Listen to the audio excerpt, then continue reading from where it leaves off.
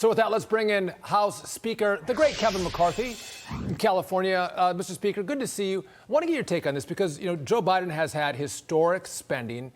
We have wild inflation. Now we have bank failures. But Joe Biden refuses to sit down and talk to you to negotiate a rise to the debt limit? Yeah, he refuses to step forward because it only makes the problem even greater if he ignores it.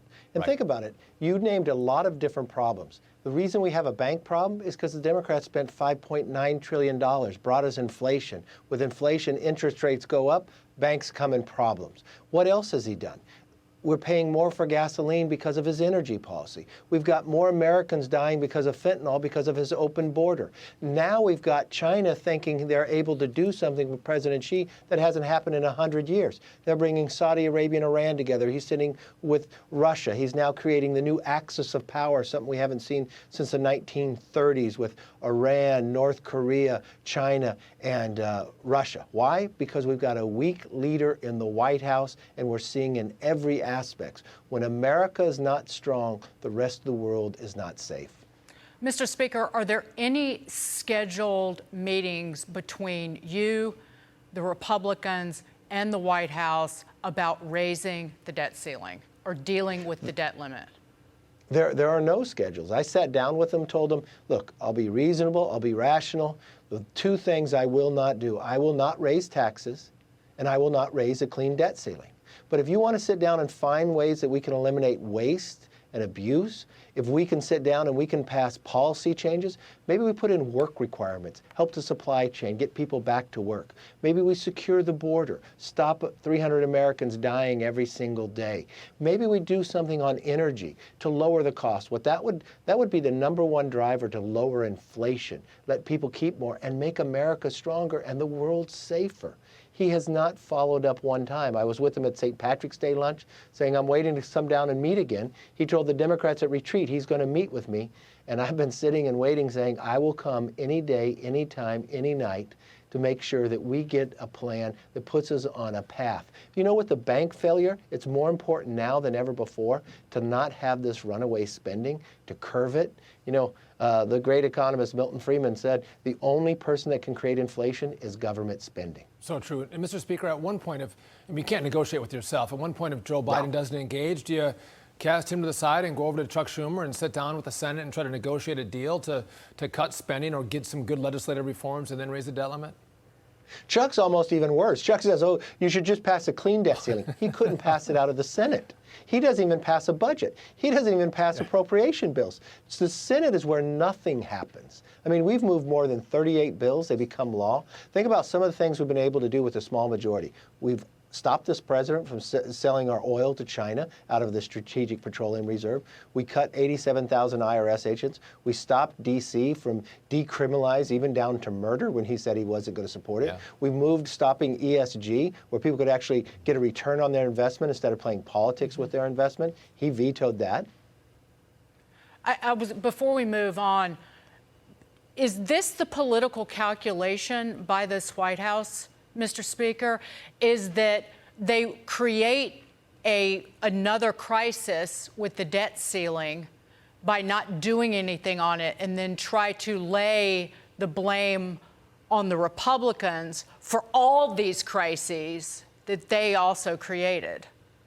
I think that's exactly right. I think they want to just take the economy to the brink and try to blame us. It's kind of like saying the vice president is in charge of the border security, and we watch what's happened on this border. Do you know we've caught more people on the terrorist watch list in February than we caught the entire 4 years that President Trump was in office? We're seeing Chinese come across every single day. We're watching what's happening, and he ignores that problem as well. I think there are so many problems out there, he thinks he can combine them all and just blame somebody else. You watch his press secretary every day when he talks, and you wonder, where is this, the Twilight Zone? It's pretty hard to blame Kevin McCarthy or Republicans when you said all the time, I want to negotiate, I want to sit down and talk, and the president doesn't take you up on it. But you mentioned Karine Jean-Pierre, and I want to move to this because Peter Doocy asked the White House press secretary about how new House oversight info into Joe Biden's family making money off of China. And after she refused to respond, she said, it's all lies. Listen to this, Mr. Speaker. House Oversight says they've got bank records showing a Chinese energy company paying 3 Biden family members through a third party. What were they paid for? Look, I'm just not going to respond to that from here. Look, we have heard from House Republicans for years and years and years how the inaccuracies and lies when it comes to this issue. And I don't even know where to begin to even answer that question, because again, it's been lies and lies and inaccuracy for the past couple of years, and I'm just not going to get into it from here. Mr. Speaker, it's a known fact that the money came in to a friend of the Bidens and then was distributed to the Biden family. And Karine Jean-Pierre sits at the podium and says it's all lies and actually gets away with it. How do you deal with such lies that come from the White House? It's just so frustrating. I'm glad you're showing it so the rest of Americans can see it, because they're ignoring it. It's exactly what happened. I was sitting at our retreat last week, and they told me that the Bidens were very upset because that we found this out. And I said, what were they most upset about? Were they upset that they only got $1 million out of the $3 million? Were they upset that they had to pay taxes on the money? Because what did they actually do with this money? Yes. The Bidens actually came out and said it was seed money to create a company. But nothing ever went forward. You got one Biden that they've never talked about before that is a school counselor. What did she do for that money? It's very interesting that we've watched this entire Biden family, that they tried to hide the information. Well, this isn't the last. We have a lot more to go that will show the entire American public what money he was getting from China, and the real question he'll eventually have to answer. Even CNN began to question it. Mm-hmm. Mr. Speaker, the House Republicans have only had subpoena power for about 2 months. A lot has come out because of that power. Can you give us any insight or any additional information into what James Comer and the Republicans have found out that we might not know yet? Well, I think you're going to find out more of some of that we currently know. The money from China and how much more is coming, and who did it go to in the Biden family? And why is all the Biden family getting money? The real question will be, too, is when you sit down and you look at these emails that we've had for quite some time, America has had it, the big guy, okay? Yep. Well, why in that email, why didn't somebody question that within the Biden family? Like, who is the big guy? I guess they all knew who that was. But who was gathering this money? The other thing, you were right, Dagan, about what we've been able to accomplish in such a short amount of time. Remember, we promised that we would get to the bottom of COVID.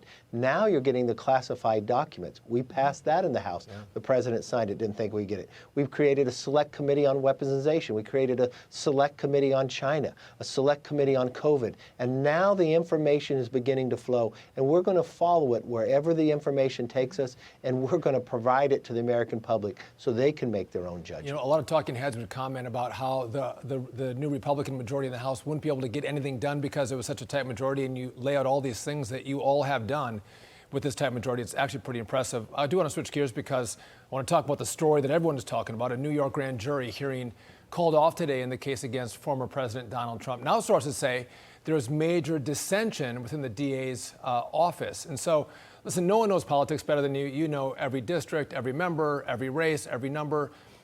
If Donald Trump is indicted and they perp walk him and they get a mugshot of him, how does this play politically across America? I think it plays with Republicans and get offended by it because they know exactly what it is. This is using the law not equally, but directly for political purposes. Remember what we're talking about. This is not the Attorney General of New York. This is not even the Attorney General of New York City. It is a borough, Manhattan only. He's looking at a case that, you know, the statute of limitations are gone from. He's looking at a case that everybody else says nothing has gone wrong in it. He is a DA who prides himself on not prosecuting people. We've known, you know what's happening in the city today, and that he lowers felonies to misdemeanors. And he's going after this just for political purposes. The one thing that America respects is the rule of law applied equally everywhere. You can look at, remember what Hillary Clinton's campaign did. They sent $1 million to an attorney. Why did they send the $1 million to the attorney? Because the attorney then paid for a fake dossier. It was investigated, right? But they weren't prosecuted. But Hillary's campaign ended up paying $8,000. And what did the DNC pay? They paid about $105,000. There's no equal justice here. And I hope that the jury actually sees, the grand jury, that this is not where they should move forward, is not what America wants to see, and that we believe in equal justice, and this is just wrong. A New York City grand jury that, according to Fox News reporting, the district attorney is having trouble convincing that grand jury as well. So dissension in the district attorney's office and trouble with that grand jury. They're on standby for tomorrow. Before we go, Mr. Speaker, Sean mentioned everything that the Republicans have been able to get done in the House, and talk about some bipartisan getting done that the president vetoed in his first veto ever, the bipartisan bill that he killed that would have stopped the Labor Department regulation. This is what you passed, the Senate passed as well, that would allow the controversial environmental, social, and governance, ESG investment policies in the management of retirement funds. You wanted to end this. The president is okay with a political agenda being inserted into investment decisions and basically allowing investment managers to choose politics over what produces the greatest return for a broad swath of Americans. What do you do? What is the House doing tomorrow after the president's veto? Well, we're going to try to override that veto. But the one thing, you both are experts at this. Dagan, you just know from the financial markets, your years working the Money Show, and Sean, you being on financial services. What's going to happen here in the future is the same thing that happened to Silicon Valley Bank. People are going to wake up and say, why don't I not have good returns? Why do I not have a retirement account as large? Why do I have to keep working? Because they are inflicting their personal political beliefs into how people could invest instead of getting the best return on the investment.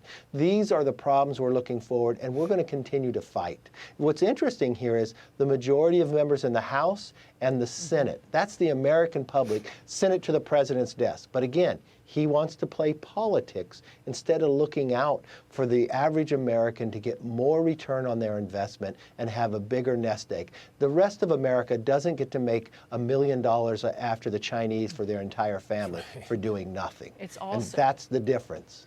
It's also a backdoor way to funnel money into the green agenda, as if enough money has not already gone into said agenda. Speaker Kevin McCarthy. It's another way of paying off his political friends. That's exactly 100% right. And again, you use conservative money throughout the country to fund your green agenda. It's outrageous. Mr. Speaker, thank you for joining us. I appreciate it. By the way, you're looking really good. Well, thank you, Sean.